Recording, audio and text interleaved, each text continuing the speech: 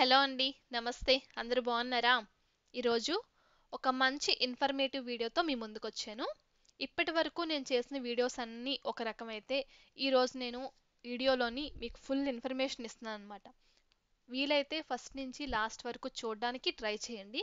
ఎందుకంటే నేను ఈ ఛానల్ స్టార్ట్ చేసినప్పటి నుంచి నాకు చాలా క్వశ్చన్స్ వస్తున్నాయి న్యూజిలాండ్ రిలేటెడ్ డీటెయిల్స్ చెప్పమని. నేను ఆ క్వశ్చన్స్ అన్నిటిలోని ఒక కామన్ క్వశ్చన్ చూశాను. అదేంటంటే న్యూజిలాండ్లో cost of living. So cost of living గురించి చెప్పాలంటే అది ఒక పెద్ద టాపిక్. దానికోసమే ఫుల్ లెంత్ వీడియో ఈరోజు నేను ప్రిపేర్ చేశాను. మీ అందరికీ ఇప్పుడు చూపిస్తున్నాను. ఇందులో నాకు తెలిసిన ఇన్ఫర్మేషన్ని నేను షేర్ చేస్తున్నాను. నేను న్యూజిలాండ్లో 1 ఇయర్ నుంచి ఉంటున్నాను కాబట్టి నేను ఏం ఫేస్ చేశాను, ఎక్స్పీరియన్స్ ఏం చేశాను, అలానే ఇక్కడ మేము బిల్స్ అవి పే చేస్తున్నాం కాబట్టి ఏదైనా తక్కువైతే తక్కువ, ఎక్కువైతే ఎక్కువ కాస్ట్. నేను నాకు తెలిసిన డీటెయిల్స్ని ఈరోజు మీతో షేర్ చేసుకుంటున్నాను. ఒకవేళ నాకు తెలియనివి ఏవైనా మీ దగ్గర ఉంటే కనుక కింద కామెంట్లో కామెంట్ చేయండి, నేను కూడా తెలుసుకుంటాను డీటెయిల్స్. మరి న్యూజిలాండ్లో కాస్ట్ ఆఫ్ లివింగ్ ఈరోజు మన టాపిక్. దీని గురించి తెలుసుకునే ముందు కొన్ని డీటెయిల్స్ న్యూజిలాండ్ గురించి తెలుసుకుందాము. న్యూజిలాండ్ చాలా చిన్న కంట్రీ అండి, అండ్ బ్యూటిఫుల్ కంట్రీ. ఇక్కడ నేను ఆల్రెడీ వీడియోస్లో మీతో షేర్ చేస్తున్నాను. ఇక్కడ మంచి మంచి బీచ్లు ఉంటాయి, పార్కులు ఉంటాయి, పిల్లలు బాగా ఎంజాయ్ చేస్తారు, అండ్ పీస్ఫుల్గా కూడా ఉంటుంది. ఇక్కడ ఉండడానికి మాత్రం చాలా పీస్ఫుల్ కంట్రీ అనమాట. ఇది చాలా బాగుంటుంది. మనకి న్యూజిలాండ్లో జియోగ్రఫీ గురించి, అలానే కల్చర్ గురించి, లైఫ్ స్టైల్ గురించి కొన్ని విషయాలు తెలుసుకుందాము. జియోగ్రఫీ ఏంటి అంటే నార్త్ ఐలాండ్, సౌత్ ఐలాండ్ అని రెండు ఉంటాయండి.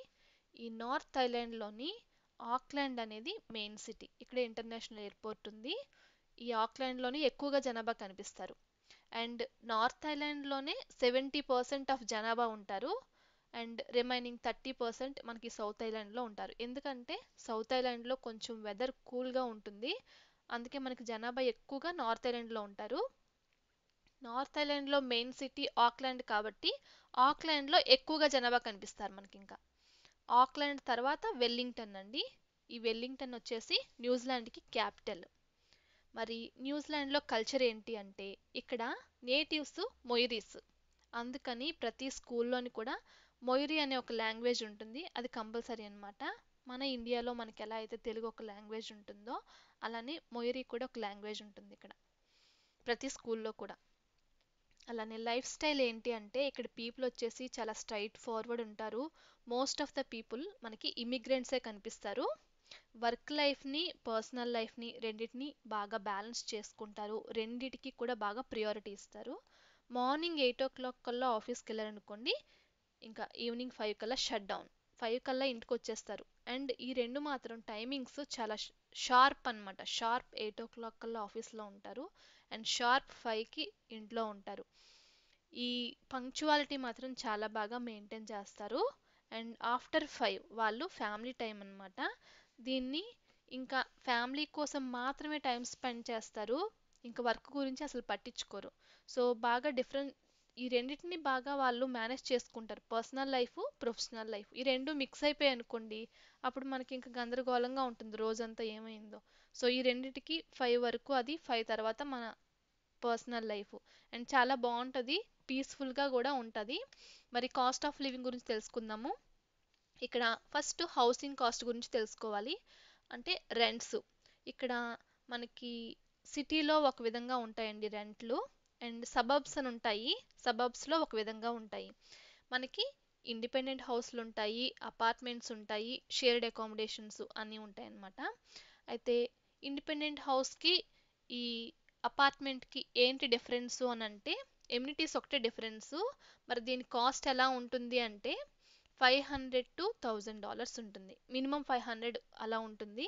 ఇండిపెండెంట్కైనా అపార్ట్మెంట్కైనా 500 నుంచి $1000 వరకు పర్ వీక్. ఇది గుర్తుపెట్టుకోండి. ఇక్కడ అన్నీ కూడా వీక్లీ పేమెంట్స్ అనమాట. ఈ హౌస్ రెంట్ మాత్రం ఖచ్చితంగా వీక్లీ పేమెంట్ 500 నుంచి 1000 వరకు ఉంటుంది. అలానే షేర్డ్ అకామిడేషన్స్ ఉంటాయి, 200 నుంచి 450 వరకు ఉంటాయి. ఈ ఇండిపెండెంట్ హౌస్కి, అపార్ట్మెంట్కి రెండిట్లకి ఏదైనా కానీ ఎమ్యూనిటీస్ ఒకటే డిఫరెన్స్ ఉంటుంది. బట్ రెంట్ మాత్రం 500 నుంచి 1000 వరకు ఉంటుంది. అలానే షేర్డ్ అకామిడేషన్స్ అనేవి ఏంటి అంటే, ఇప్పుడు 3 బెడ్రూమ్ హౌస్ ఉందనుకోండి, అందులో 2 బెడ్రూమ్స్లో ఆల్రెడీ 2 స్టూడెంట్స్ ఉన్నారనుకోండి, ఇంకో బెడ్రూమ్ ఖాళీ ఉంటుంది కాబట్టి వాళ్ళు ఫేస్బుక్లో పోస్ట్ చేస్తారనమాట. ఇలా పలానా ప్లేస్లో 3 బెడ్రూమ్ ఉంది, ఇందులో ఒక బెడ్రూమ్ ఖాళీ ఉంది, మేమిద్దరం స్టూడెంట్స్ అని వాళ్ళ details, and we are looking for only student, అలా వాళ్ళు కమ్యూనిటీలో వాళ్ళు పోస్ట్ చేస్తారు. మనం ఒకవేళ ఇండియా నుంచి మనకి ఇక్కడ ఆల్రెడీ అకామిడేషన్ వెతుక్కుంటున్నాం అనుకోండి, ఇండియా నుంచే మనం ఏం చేయాలంటే ఫేస్బుక్లోని మన కమ్యూనిటీ గ్రూప్ ఉంటుంది, అందులో జాయిన్ అయ్యి మనకి ఏ మన మన డీటెయిల్స్ మనం చెప్పాలన్నమాట. We're looking for a house అని చెప్పి, ఏ ప్లేస్లో కావాలి ఏంటి అని చెప్పి మనమైనా పోస్ట్ చేయొచ్చు, లేదంటే వాళ్ళు ఆల్రెడీ పోస్ట్ చేసి ఉంటారు కాబట్టి అవి చూసుకొని మనకు ఒకవేళ ఇంట్రెస్ట్ అయితే ప్రొసీడ్ అవ్వచ్చు. అదే రిక్వెస్ట్ పెడితే తర్వాత వాళ్ళు ప్రొసీడ్ అవుతారు. అయితే ఇక్కడ ఏంటంటే మనకి సింగిల్ బెడ్రూమ్, ఇప్పుడు 3 బెడ్రూమ్ కాబట్టి 2 బెడ్రూమ్ వాళ్ళే చూస్ చేసుకుంటారు అనమాట. వాళ్ళ స్టూడెంట్స్ కాబట్టి వాళ్ళు స్టూడెంట్నే చూస్ చేసుకుంటారు. ఆ థర్డ్ బెడ్రూమ్లోని ఓల్డ్ పీపుల్ని తెచ్చి పెట్టుకోలేరు కదా. అలా ఒకవేళ ఎంప్లాయీస్ అనుకోండి, ఎంప్లాయీస్ని వాళ్ళు ఎక్కువగా ప్రిఫర్ చేస్తారనమాట. అలాగే మనం కూడా మనం వెళ్ళే ప్లేస్ ఏంటి, మనం చేస్తుంది జాబా లేకపోతే ఏంటి స్టడీసా ఏంటి, దాన్ని బట్టి మనం అక్కడ ఆ మిగతా 2 బెడ్రూమ్స్లో ఎవరున్నారు ఏంటి అన్ని చూసుకొని జాగ్రత్తగా రావాలి. లేకపోతే మళ్ళీ అన్నీ ఇక్కడ ఏంటంటే కామన్ కదా, ఇప్పుడు వాష్రూమ్ కూడా common, kitchen common, hall common, మన బెడ్రూమ్ ఒకటే మనకు సెపరేట్ ఉంటుంది. సో ఇవన్నీ కామన్ కాబట్టి మిగతా వాళ్ళతో మనం అడ్జస్ట్ అవ్వాలి. ఇప్పుడు మనకన్నా ఓల్డ్ పీపుల్ ఉన్నారు అనుకోండి అందులోని, అలా అడ్జస్ట్ అవ్వలేము. సో మన ఏజ్ లేకపోతే మనకు కొంచెం రిలేటెడ్గా ఉన్న వాళ్ళతోని మనం అయితే అడ్జస్ట్ అవ్వగలం. మ్యాక్సిమం కమ్యూనిటీ పీపుల్ని ఎక్కువగా ప్రిఫర్ చేస్తారు, అప్పుడే మనం కల్చర్ అవి వాళ్ళకి అర్థం అవుతాయి కదా, ఎక్కువగా ప్రిఫర్ చేస్తారు. ఫేస్బుక్స్లో వాట్స్లో గ్రూప్స్లో మనం జాయిన్ అయ్యి చెక్ చేసుకోవాలన్నమాట. సో దీనికి అన్ని కామన్, ఓన్లీ బెడ్రూమ్గా మాత్రమే separate. And electricity bill, water bill ఇవన్నీ కూడా, ఇంటర్నెట్ బిల్లు ఇవన్నీ కూడా ఇక్కడ మన షేరింగ్ కాబట్టి మనకి ఈ రెంట్ అనేది $200 నుంచి $450 అలా ఉంటుందన్నమాట. అలానే ఇప్పుడు యూటిలిటీస్ అండ్ బిల్స్ అంటే ఏంటంటే, మనం ఇప్పుడు హౌస్ తీసుకున్నాం అనుకోండి, మనకి ఏమేమి ఉంటాయి కామన్గా, ఇప్పుడు మనం ఎక్స్ట్రా పే చేయాల్సినవి ఎలక్ట్రిసిటీ బిల్ ఉంటుంది, వాటర్ బిల్ ఉంటుంది, అలానే ఇంటర్నెట్ ఉంటుంది. ఎలక్ట్రిసిటీకి మంత్లీ పేమెంట్ అనమాట. ఇప్పుడు మేము ఉన్నాం అనుకోండి, మేము 4 మెంబర్స్ ఈ హౌస్లో ఉంటున్నాము. ఆ హౌస్ ఆల్రెడీ మీకు చూపించాను, 2 బెడ్రూమ్ హౌస్ అనమాట. ఎలక్ట్రిసిటీ బిల్లు $100 నుంచి $150 పే చేయాలి మంత్లీ. అలానే వాటర్ బిల్లు 30 నుంచి 50, అంటే ఇలా సుమారు ఇలా వస్తుంది అనమాట. 100 నుంచి 150 ఆ మధ్యలో వస్తుంది మాకు ఎలక్ట్రిసిటీ బిల్లు. వాటర్ బిల్లు $30 నుంచి $50 వస్తుంది. అలానే ఇంటర్నెట్ కంపల్సరీ, ఇక్కడ ఇంటర్నెట్ ఉండాలి కాబట్టి $40 నుంచి $80 అదొకటి. అలానే మొబైల్ మనం పే చేయాలి కాబట్టి దానికి $20 నుంచి $40 ఉంటుంది. పోస్ట్ పెయిడ్, ప్రీపెయిడ్ డిపెండ్స్ అనమాట. ఇంకా ఇవన్నీ మంత్లీ పేమెంట్స్. ఇవి ఒకటి మనకి రెంట్తో పాటు ఇవి కూడా చూసుకోవాలి. ఒకవేళ షేర్డ్ అకామిడేషన్లో ఉన్నాం అనుకోండి, మనకి ఇవన్నీ కలిసి వస్తాయి, మొబైల్ తప్ప ఈ electricity bill, water bill, internet ఇవన్నీ కూడా కలిపే రెంట్లోకి అనమాట, ఇంకా విత్ రెంట్ అవన్నీ. సో వాళ్ళకి కొంచెం కలిసి వస్తుంది. స్టూడెంట్స్ ఎక్కువగా ప్రిఫర్ చేస్తారనమాట షేర్డ్ అకామిడేషన్స్లో ఉండడానికి, లేకపోతే జాబ్ కోసం ఇక్కడికి సింగిల్గా వస్తారు కదా, వాళ్ళు ప్రిఫర్ చేస్తారు. మనం ఇలా 4 మెంబర్స్ ఒక ఫ్యామిలీ అనుకోండి, మనం అలా ప్రిఫర్ చేయలేక మనం సెపరేట్గా ఇండిపెండెంట్ హౌస్ కానీ అపార్ట్మెంట్ కానీ తీసుకుంటాం కాబట్టి ఇవన్నీ మనకి ఎక్స్ట్రా అనమాట మళ్ళీ. సో రెంట్ అలా చూసుకోవాలి మనం. మనకి ఇప్పుడు ఇక్కడ సుమారు టోటల్ ఒక $200 దాకా ఖర్చు అవుతుంది కదండి. మనకు రెంట్ ఎంత ఉందో దానికి ఎక్స్ట్రా అనమాట ఇవన్నీ. అలానే ఇంకేముంటాయి మన ఖర్చులు, ట్రాన్స్పోర్టేషన్, ఇంకా ఇక్కడ పబ్లిక్ ట్రాన్స్పోర్టేషన్ అండి, బస్సులు ఉంటాయి. పెద్ద సిటీస్లో అయితే ట్రైన్స్ కూడా ఉంటాయి. ఇప్పుడు ఆక్లాండ్లో అయితే ట్రైన్ కూడా ఉంటుంది. మేమున్నది కొంచెం వేరే అనమాట, తౌరంగా అని. ఇక్కడ ట్రైన్ ఫెసిలిటీ ఏమీ లేదు, జస్ట్ ఇలా లోకల్ బస్సులు ఉంటాయి. కానీ ఎక్కువగా ప్రిఫర్ చేస్తున్నట్టు నాకు అనిపించలేదు, ఎందుకంటే ఇప్పుడు మేమున్నాం అనుకోండి, నేను మా ఆఫీస్కి వెళ్ళాలంటే కార్లో అయితే కరెక్ట్గా 6 మినిట్స్లో ఆఫీస్కి వెళ్ళిపోతాను. అదే బస్సులో వెళ్ళాలనుకోండి 2 బస్సెస్ చేంజ్ అవ్వాలి. ఆ రూట్లో వెళ్ళదు, కార్ వెళ్ళిన రూట్లో వెళ్ళదు, అది ఇంకెక్కడికో వెళ్ళి అక్కడి నుంచి మళ్ళీ ఆఫీస్ వరకు వెళ్తుంది అనమాట. సో 2 బస్సెస్ చేంజ్ అవ్వాలి. It will take 46 minutes. So నేను కార్లో అయితే 6 మినిట్స్లో వెళ్ళిపోతాను, బస్సులో అయితే 46 మినిట్స్ పడుతుంది. నాకు మళ్ళీ టైంకి బస్సు దొరుకుతాయి, ఈ 2 బస్సులు కూడా టైంకి దొరికితే వెళ్తాను అనమాట. సో నేను ఎక్కువగా ఏం ప్రిఫర్ చేయాలి, ఈ బస్ కన్నా కార్ ప్రిఫర్ చేయాలి, లేదంటే ఇక్కడ బైక్ స్కూటరు ఈ రెండు ఉంటాయన్నమాట. మనం యూస్ చేసుకోగలం అంటే బైక్ అంటే ఇక్కడ సైకిల్ ఉందండి, సైకిల్ని బైక్ అంటాము. స్కూటర్ అంటే ఇగోండి ఈ పక్కన మీకు బ్లూ కలర్లో కనిపిస్తుంది కదా, అది స్కూటర్.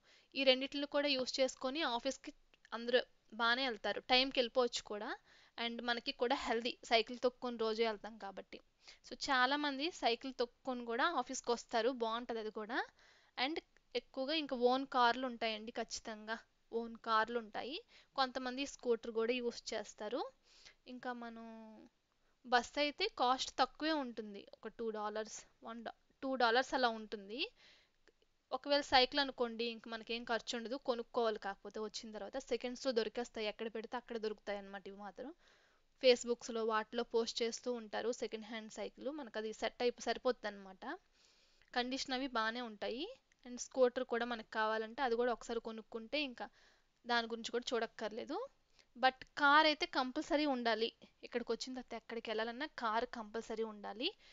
కార్ మనం కొనుక్కున్నాం అనుకోండి, ఇంకా కార్కి ఎక్స్ట్రా ఏముంటాయి, ఇన్సూరెన్స్ పే చేయాలి, రిజిస్ట్రేషను, ఇంకొకటి ఇక్కడ WOF అని ఉంది కదా, వారంటీ ఆఫ్ ఫిట్నెస్ అన్నమాట. కార్ తీసుకుంటే ఖచ్చితంగా ఈ మూడు కూడా తీసుకోవాలి, ఇయర్లీ పే చేయాలన్న, సారీ ఇవి monthly, insurance registration monthly pay చేయాలి. ఇన్సూరెన్స్ మంత్లీ పే చేయాలి, ఈ registration and warranty of fitness, registration కూడా మంత్లీ పే చేయాలనుకుంటా. ఇది కొంచెం సరిగ్గా ఐడియా లేదు, మా హస్బెండ్ పే చేస్తారు. ఇవేంటంటే ఇవి ఎక్స్ట్రా ఛార్జెస్ అన్నమాట. మరి కార్కి ఎంత ఉంటుంది ఏంటి చూద్దాం. ఫస్ట్ పబ్లిక్ ట్రాన్స్పోర్టేషన్కి మనకి ఒక $35 అలా ఖర్చు అవుతుందండి వీక్కి. బైక్ అనుకోండి ఇంకా $50 నుంచి $300 అలా మనం ఒకసారి కొనుక్కుంటే అయిపోతుంది అది. అండ్ కార్ అనుకోండి 7,000 నుంచి $10,000 ఉంటుంది కార్ తీసుకుంటే. అది కూడా మంచి కండిషన్స్లో ఉండాలి అనుకుంటే 7,000 నుంచి 10,000 అలా పడుతుంది. లేదు కొంతమంది సెకండ్స్, ఇక్కడ అన్ని కార్లు సెకండ్స్ అండి, కాకపోతే కొందరు ఏంటంటే ఫేస్బుక్లో వాటిలో పోస్ట్ చేస్తారనమాట, 2,000 3,000 కూడా మనకు కార్ వస్తుంది. కాకపోతే కండిషన్ ఎలా ఉందో చూసుకోవాలి. అప్పుడు బాగుంది కదని తీసుకున్నాం అనుకోండి, తర్వాత దానికి వచ్చే రిపేర్లకే మన శాలరీ మొత్తం పెట్టాలన్నమాట. సో అలా కాకుండా మనకి గుడ్ కండిషన్లో ఉండి అన్ని మెకానిక్కే అన్నీ చెక్ చేసి షాప్లో ఉంచుతారనమాట, సెకండ్ హ్యాండే. కాకపోతే ఈ కాస్ట్ ఉంటుంది, అది 7,000 నుంచి 10,000 అలా మినిమం ఉంటుందన్నమాట. అది డిపెండ్స్ ఆన్ కార్ అనమాట. ఇంకా మన ఇష్టం, మన లగ్జరీ, మనకి ఎలాంటి కార్ కావాలంటే అలాంటి కారు, ఆ కాస్ట్ ఉంటుందన్నమాట. మరి కార్ తీసుకుంటే ఇన్సూరెన్స్ పే చేయాలి కదా, అది ఉంది $70 per month అన్నమాట ఇన్సూరెన్స్. అలానే రిజిస్ట్రేషన్ అగోండి ఇయర్ అంట, రిజిస్ట్రేషన్ వచ్చేసి $100 per year. అలానే వారంటీ ఆఫ్ ఫిట్నెస్ వచ్చేసి 70 నుంచి $100 per year. సో ఇలా ఉంటుందన్నమాట దీని కాస్ట్. చూసారు కదా, ఇదంతా ట్రాన్స్పోర్టేషన్ మనకి. ఇంకా అవన్నమాట కాస్ట్లు. ఇంకా ఎక్స్ట్రా ఏముంటాయి, ఫుడ్ అండ్ గ్రాసరీస్. మనం ఇక్కడ మరి ఉండాలంటే తినాలి కదా.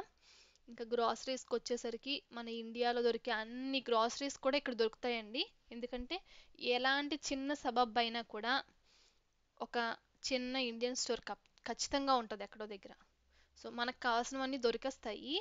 కాకపోతే ఏంటంటే అన్నీ ఇంపోర్ట్ చేసినవి కాబట్టి కొంచెం కాస్ట్ ఎక్కువ ఉంటుంది అనమాట.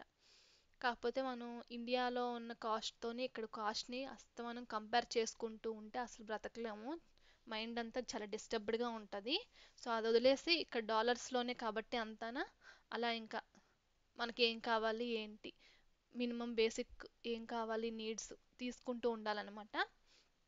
గ్రాసరీస్ వచ్చేసి 4 మెంబర్స్ మేము ఉన్నాం కదా, మాకు $400 per month అవుతుందండి, $400. అలా ఒక స్టూడెంట్స్ ఉన్నారనుకోండి ఇంకా $100 అలా అవుతుంది కదా వాళ్ళకి. ఇంక మీరు స్టూడెంట్ అయితే స్టూడెంట్ లాగా ఇవన్నీ కౌంట్ చేసుకోండి. నేను ఫ్యామిలీకి చూపిస్తున్నాను ఇప్పుడు, ఫ్యామిలీ అయితే ఇలా అవుతుంది అనమాట. ఇంకా రెస్టారెంట్స్ ఉంటాయి.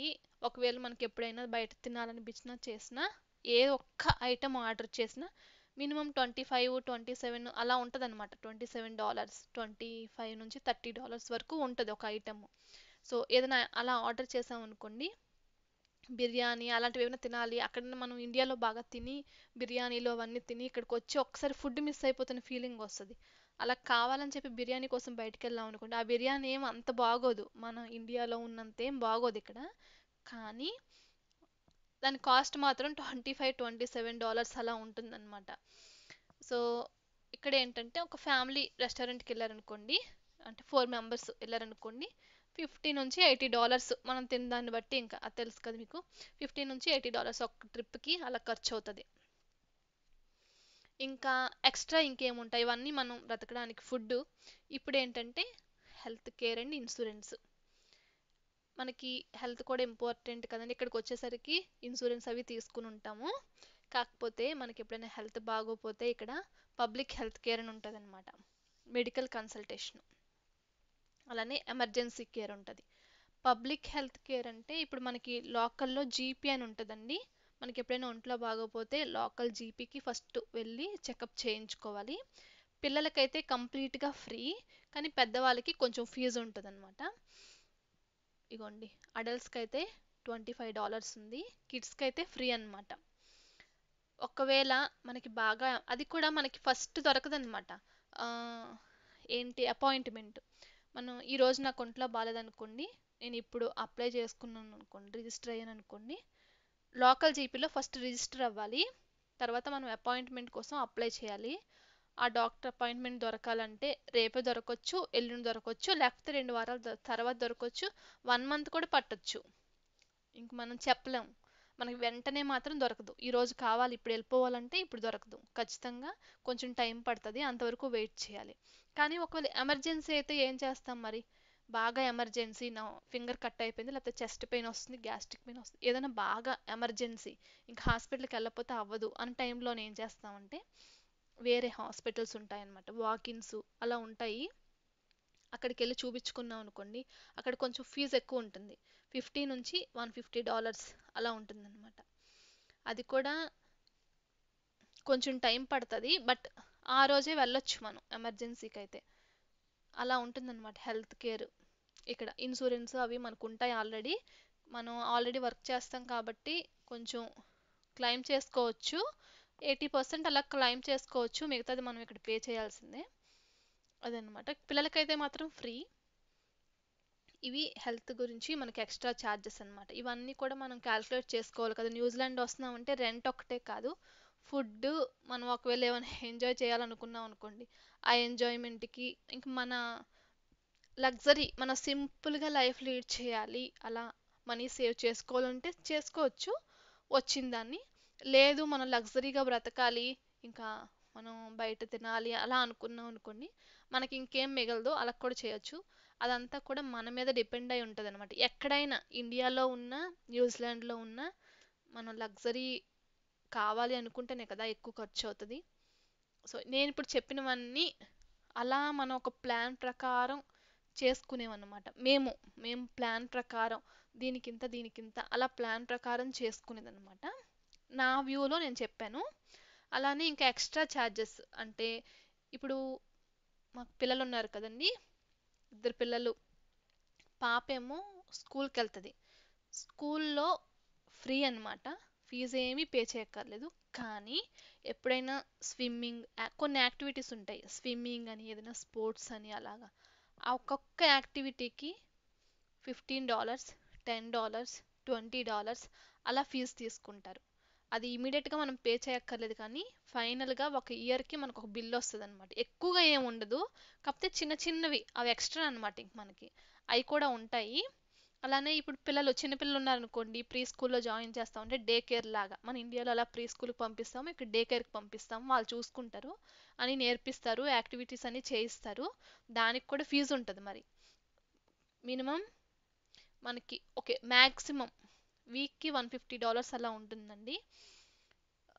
ఎన్ని అవర్స్ ఉంచుతాము ఏంటి అనేది మన ఇష్టం అనమాట, ఎన్ని రోజులు ఉంచుతాం ఒక వీక్లో ఏంటి అనేది మన ఇష్టం. ఇక్కడ ఉమెన్ ఎంప్లాయీ కనుక అయి ఉంటే ఫ్యామిలీలో ఉమెన్ ఎంప్లాయీ కనుక అయ్యి ఉంటే వర్క్ చేస్తుంటే వాళ్ళ పిల్లలకి గవర్నమెంట్ ఒక $20 అలా ఇస్తుంది అనమాట వీక్కి. సో మిగతావి మనం యాడ్ చేసుకొని మనం డే కేర్లోని కానీ ప్రీ స్కూల్లోని కానీ జాయిన్ చేసుకోవాలన్నమాట. సో 6 ఇయర్స్ వచ్చే వరకు కూడా వాళ్ళకి డే కేరే. 6 ఇయర్స్ వచ్చిన తర్వాత మాత్రమే స్కూల్లో జాయిన్ చేసుకుంటారు. అప్పుడు మనకి ఫ్రీ అనమాట అంతా కూడా. సో ఇంకా ఎంటర్టైన్మెంట్, ఇంకా చెప్పాను కదండి ఇందాక, ఇక్కడ ఏమైనా మూవీకి వెళ్ళాలనుకోండి, సపోజ్కి మన ఇండియాలో ఒక మంచి తెలుగు మూవీ ఇక్కడికి వచ్చింది అనుకోండి, మనకు చూడాలనిపించింది అనుకోండి, వెళ్తే ఏమవుతుంది, ఎక్స్ట్రా, అది కూడా ఎక్స్ట్రా. అదంతా ఎంటర్టైన్మెంట్. ఎంత ఉంటుంది ఏంటి అనేది. ఇంకా పర్సనల్ మన క్లాత్స్ తీసుకుంటాము ఇక్కడ. ఇంకా ఇంకా మనకి ఏమైనా ప్రొడక్ట్స్ కావాలంటే అవి తీసుకుంటాం. ఇంకా అవన్నీ కూడా ఎక్స్ట్రా అన్నమాట. సో చైల్డ్ కేర్కి ఇప్పుడు నేను చెప్పిన డే కేర్ వాటికి ఏమవుతుందంటే 20 నుంచి $150. 3 ఇయర్స్ పిల్లలకి, 3 ఇయర్స్ పిల్లలు బిలో బిలో 3 ఇయర్స్కి 20 నుంచి 150. సారీ, 3 ఇయర్స్ అబౌవ్ 3 ఇయర్స్కి అయితే కొంచెం తగ్గుతుంది ఇంకా యాక్చువల్గా. ఓకే. అండ్ ఎడ్యుకేషన్ అండి, 100 నుంచి $150 అలా. మనకి ఇయర్లీ అనుకోండి, 150 అనుకోండి, $150 వరకు పే చేయాల్సి ఉంటుంది ఇయర్లీ. అలానే ఇంకా ఎంటర్టైన్మెంట్ మన ఇష్టం. ఒక పర్సన్కి $15 వేసుకుందాము. ఇంకా పర్సనల్ ఎక్స్పెన్సెస్ ఒక $100 అలా వేసుకుందాం ఒక ఫ్యామిలీకి అనుకోండి, పోనీ మంత్లీకి. సో ఇదన్నమాట, ఇదంతా కలిపి మనకి ఎక్స్పెన్సెస్.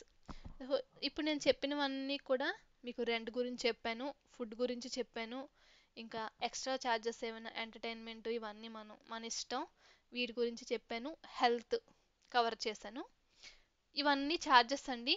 నేను ఇంత ఉండొచ్చు అనుకొని క్యాలిక్యులేట్ చేసుకొని మేము ఎంత పే చేస్తున్నాము ఏంటి అనేది దాన్ని బట్టి ఇక్కడ రాశాను. కాకపోతే మీకు ఎక్కువ అవ్వచ్చు, తక్కువ అవ్వచ్చు, అది చెప్పలేను. సుమారుగా ఎంత ఉండొచ్చు అని చెప్తున్నాను అనమాట. ఇప్పుడు మీరు స్టూడెంట్ అయితే స్టూడెంట్కి ఎంత ఉంటుంది ఏంటి అనేది మీకు అర్థమవుతుంది.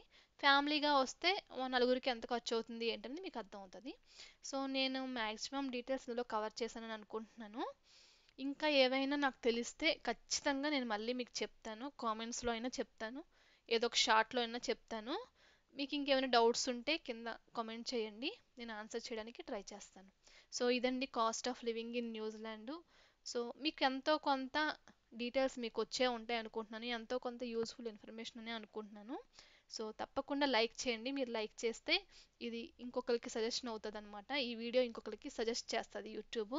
సో లైక్ చేయండి. అలానే మన ఛానల్ని ఫస్ట్ టైం చూస్తున్నట్లయితే తప్పకుండా సబ్స్క్రైబ్ చేసుకోండి, మర్చిపోద్దు. ఎందుకంటే నేను ఇంకొంత ఇన్ఫర్మేషన్ మీకు ఏదైనా కావాలి అని అంటే మీరు నాకు టచ్లో ఉండడానికి కోసమైనా సబ్స్క్రైబ్ చేసుకోండి. ఓకే అండి, మరి ఉంటాను. ఇంకో మంచి వీడియోతో మళ్ళీ కలుస్తాను. ఉంటాను.